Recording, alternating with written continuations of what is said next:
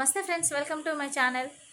మరో వీడియోతో మీ ముందుకు వచ్చేసింది మీ చేతుమ్మమ్మ. ఈరోజు మన వీడియోలో భగవద్గీతలోని ఒక చిన్న కథ అయితే మీతో నేను షేర్ చేసుకోవాలనుకుంటున్నాను. ఇంకెందుకు ఆలస్యం, వచ్చేయండి మన వీడియోలోకి. ఒక ఊర్లో వ్యవసాయం చేసుకుంటూ తాత మనవడు నివసిస్తున్నారు. రోజు పొద్దున్నే తాతయ్యకి భగవద్గీత చదవడం అలవాటు. అలాగే ఒకరోజు కూడా మిస్ అవ్వకుండా ప్రతిరోజు భగవద్గీత తాతయ్య చదువుతారు. తాతయ్యను చూస్తున్న మనవడు కూడా భగవద్గీత చదవడం అలవాటు చేసుకున్నాడు. కానీ ఎంత చదివినా అర్థం కాదు. దానివల్ల లాభం ఏంది? ఇక లాభం లేదు, తాతయ్యని అడగాల్సిందే అని మనవడు తాతయ్య దగ్గరికి వెళ్ళి ఒకరోజు ఇలా అడుగుతాడు. అదే సమయంలో బొగ్గుల కుంపటిలో వంట చేస్తున్న తాతయ్యని చూసి మనవడు తాతయ్య దగ్గరికి వెళ్తాడు. తాతయ్య, నేను రోజు భగవద్గీత చదువుతున్నాను, అసలు నాకు అర్థం అవుతలేదు, కొంచెం కూడా గుర్తుండడం లేదు, దాన్ని చదవడం వల్ల మంచి ఏమిటి అని తాతయ్యని మనవడు అడుగుతాడు. దానికి తాతయ్య ఒక నవ్వు నవ్వి పక్కనే ఉన్న బొగ్గుల బుట్టనిచ్చి పక్కన పారే నీటిలో కొన్ని నీళ్లు తీసుకురమ్మని మనవడికి తాతయ్య చెప్పాడు.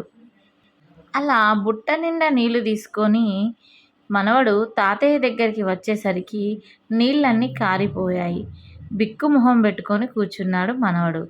తాతయ్య మళ్ళీ ఒక నవ్వు నవ్వి వేగంగా వెళ్ళి తీసుకొస్తే నీళ్లు ఉండేయేమో అని మనవడికి చెప్పాడు. ఆ మాట విన్న మనవడు పరిగెత్తుకుంటూ వెళ్ళి మళ్ళీ నీళ్లు తీసుకొని వస్తాడు. కానీ ఎంత వేగంగా వచ్చినా బుట్టలో మాత్రం నీళ్లు ఒక చుక్క కూడా ఉండవు. అలా చాలాసార్లు తెస్తాడు, కానీ ఎప్పుడు తెచ్చిన ప్రయత్నం మాత్రం విఫలమవడమే అయ్యింది. తాత, ఎన్నిసార్లు తీసుకొచ్చినా ఈ బుట్టలో నీళ్లు తేవడం అనేది అసాధ్యం, ప్రయత్నించడం కూడా వృధా అని తాతయ్యతో మనవడు అంటాడు.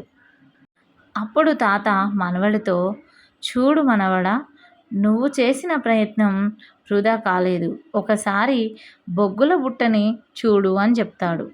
ఇంతకు ముందు బొగ్గుల బుట్ట మొత్తం బొగ్గుతో మసితో నల్లవారిపోయింది.